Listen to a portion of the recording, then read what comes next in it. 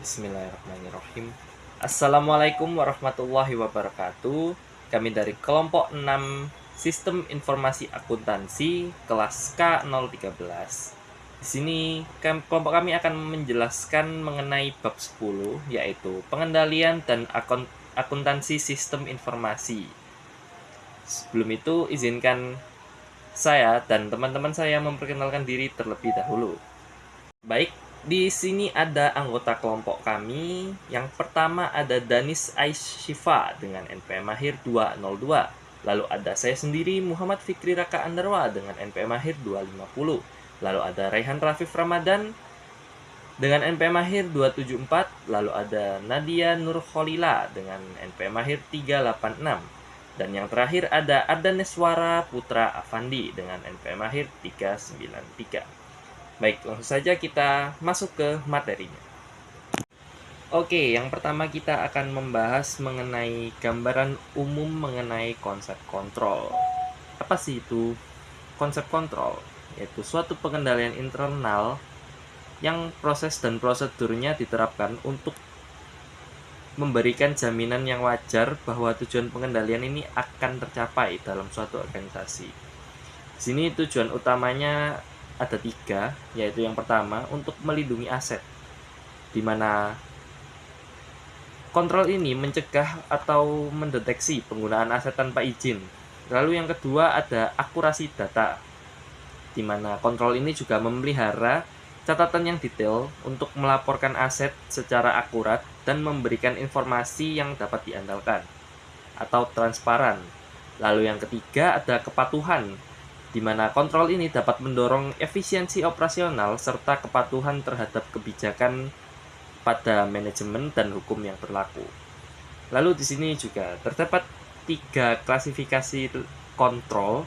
Yang pertama ada kontrol preventif, di mana kontrol ini mencegah masalah sebelum muncul.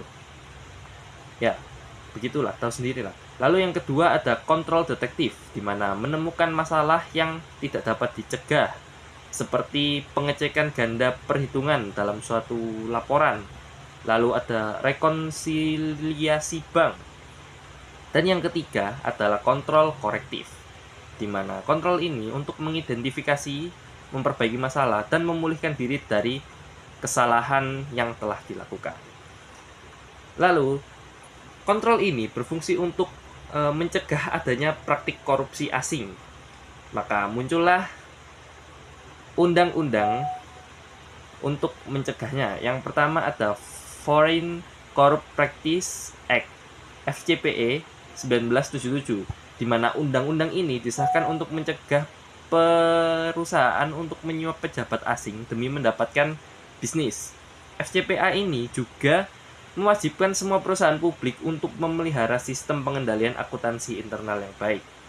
Lalu ada Sarbanes-Oxley Act atau SOX tahun 2002, diterbitkan sebagai respon terhadap skandal besar seperti Enron dan WorldCom untuk mencegah kecurangan laporan keuangan, melindungi investor, dan memperkuat pengendalian internal. Di sini ada PCAOB. SOX ini membentuk Public Company Accounting Oversight Board untuk mengatur profesi audit. Lalu ada aturan manajemen, di mana CEO dan CFO harus menyatakan bahwa laporan keuangan ini disajikan secara wajar dan tidak menyesatkan. Dan yang terakhir ada pasal 404, di mana mewajibkan perusahaan ini untuk menerbitkan laporan yang menyatakan tanggung jawab manajemen dalam membangun dan memelihara pengendalian internal yang memadai.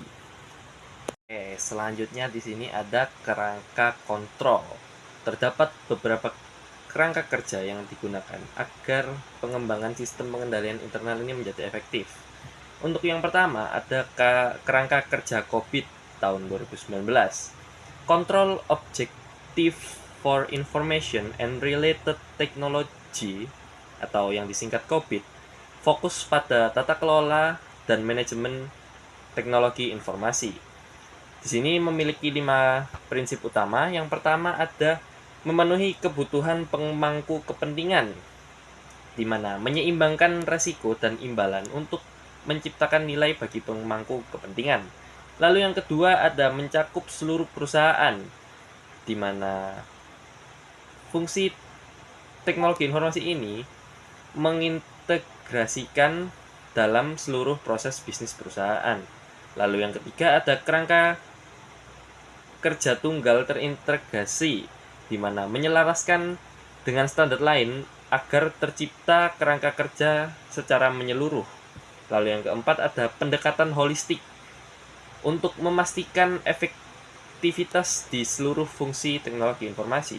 Lalu yang kelima ada memisahkan data tata kelola dari manajemen, di mana membedakan tanggung jawab antara dewan direksi dan pimpinan operasional.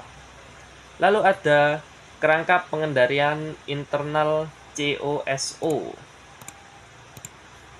Ini merupakan pengendalian yang inisiatifnya dari sektor swasta, dibentuk di Amerika Serikat.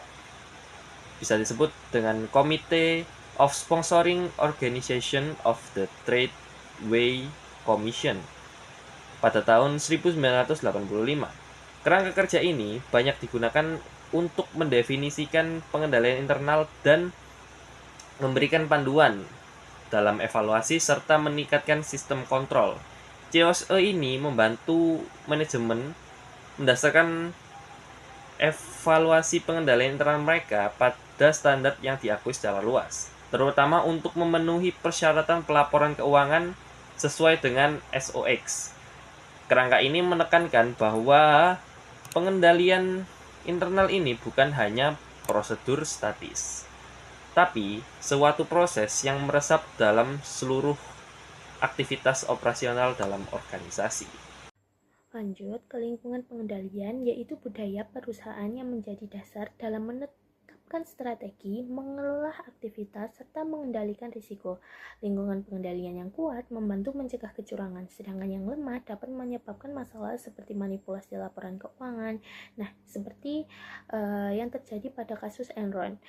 Lanjut ke lingkungan pengendalian, itu terdiri dari beberapa unsur, yaitu yang pertama ada filosofi manajemen dan selera risiko, yaitu sikap manajemen terhadap risiko dan pengendalian. Jika manajemen mendukung integritas dan pengendalian yang kuat, karyawan juga akan bertindak lebih bertanggung jawab. Nah, yang kedua yaitu komitmen terhadap integritas, nilai etika, dan kompetensi. Organisasi menanamkan budaya kejujuran, etika, dan kemampuan kerja melalui kode etik, penilaian kinerja, serta perekrutan karyawan yang kompeten. Lanjut ke yang nomor ketiga, yaitu pengawasan oleh Dewan Direksi. Dewan Direksi terutama melalui komite audit, mengawasi manajemen, pelaporan keuangan, kepatuhan, serta pengendalian internal. Yang keempat, yaitu struktur organisasi. Nah, struktur yang jelas membantu pembagian wewenang dan tanggung jawab sehingga aktivitas perusahaan dapat berjalan lebih efektif. Lanjut ke nomor yang kelima, yaitu penetapan wewenang dan tanggung jawab, yaitu karyawan harus memahami tugas dan tujuan perusahaan melalui deskripsi pekerjaan, pelatihan, serta kebijakan dan prosedur yang jelas. Yang keenam, yaitu standar sumber daya manusia atau SDM, yaitu perusahaan harus merekrut, mengembangkan, mempertahankan karyawan yang jujur dan kompeten melalui seleksi, pelatihan, evaluasi kerja, dan kompensasi yang adil. Yang ketujuh, yaitu pengendalian eksternal, yaitu peraturan dari pihak luar seperti lembaga pengawasan atau regulator juga memengaruhi aktivitas dan pelaporan perusahaan. Baik, berikutnya ada penilaian dan respons risiko. Risiko sendiri dapat dikategorikan sebagai dua, yaitu risiko inherent dan juga risiko residual. Risiko inherent ini merupakan risiko akun atau transaksi terhadap kerentanan terhadap masalah tanpa adanya pengendalian internal. Nah, ketika menjadi residual merupakan risiko inherent yang tersisa setelah penerapan pengendalian internal. Kemudian ada 4 respon manajemen terhadap risiko, yakni yang pertama adalah mengurangi kemungkinan risiko, yang kedua terima kemungkinan dampak risiko, yang ketiga bagikan dampak risiko seperti beli asuransi atau outsourcing akun. Kemudian yang keempat ada hindari aktivitas yang menimbulkan risiko. Kemudian perangkat lunak Oleh karena itu, perangkat lunak membantu mengotomatiskan penilaian dan respons resiko. Suatu perusahaan menggunakan perangkat lunak seperti IRM yang memungkinkan manajer untuk memasukkan resiko yang dirasakan, menilai sifat, kemungkinan, dan dampaknya, serta memberikan perangkat memerik. Pengendalian preventif seperti ini biasanya lebih unggul daripada pengendalian detektif. Ketika pengendalian preventif gagal, pengendalian detektif menjadi sangat penting untuk menemukan masalah. Kemudian, pengendalian korektif juga dapat membantu memulihkan diri dari masalah apapun. Kemudian ada analisis biaya dan manfaat. Manfaat dari pengendalian internal harus melebihi biayanya. Manfaat seperti peningkatan penjualan dan produktivitas, pengurangan kerugian, dan sebagainya. Biaya biasanya lebih mudah diukur daripada manfaat. Elemen biaya utama adalah personel, termasuk biaya-biaya perekrutan karyawan tambahan untuk mencapai pemisahan tugas yang efektif, dan biaya pemrograman pengendalian ke dalam sistem komputer. Kemudian ada rumus perkiraan perhitungan nilai pengendalian internal, yakni dengan menggunakan pendekatan perkiraan kerugian.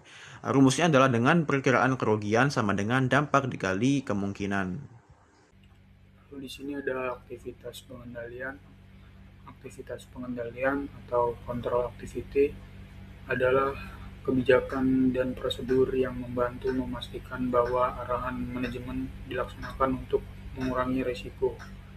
Dalam kerangka kerja COSO, ini merupakan komponen krusial untuk menjaga integritas operasional.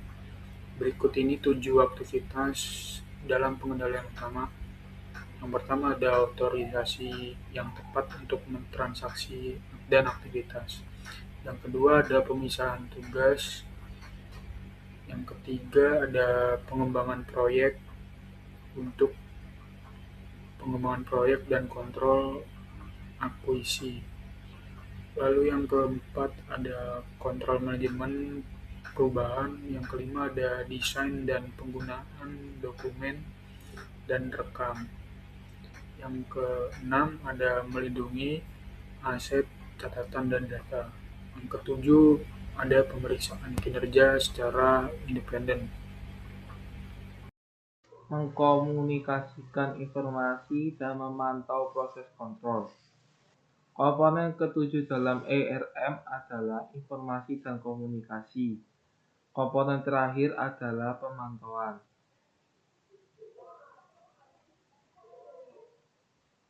Nah, di sini ada 3 prinsip untuk informasi dan komunikasi.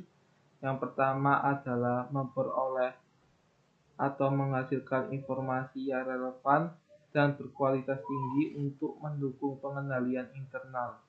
Yang kedua, mengkomunikasikan informasi secara internal termasuk tujuan dan tanggung jawab yang diperlukan untuk mendukung komponen pengendalian internal lainnya. Yang ketiga, mengkomunikasikan hal-hal terkait pengendalian internal kepada pihak eksternal. Yang kedua adalah pemantauan. Di sini ada melakukan evaluasi pengendalian internal, menerapkan pengawasan yang efektif, gunakan sistem akuntansi pertanggungjawaban, aktivitas sistem pemantauan, melacak perangkat lunak dan perangkat seluler yang dibeli, melakukan audit secara berkala, pekerjakan petugas keamanan komputer dan kepala petugas kepatuhan, melibatkan spesialis forensik, pasang perangkat lunak deteksi penipuan, dan yang terakhir, terapkan saluran pelaporan penipuan. Mungkin cukup sekian presentasi dari kami, kurang lebihnya atas perkataan kami mohon maaf. Wassalamualaikum warahmatullahi wabarakatuh.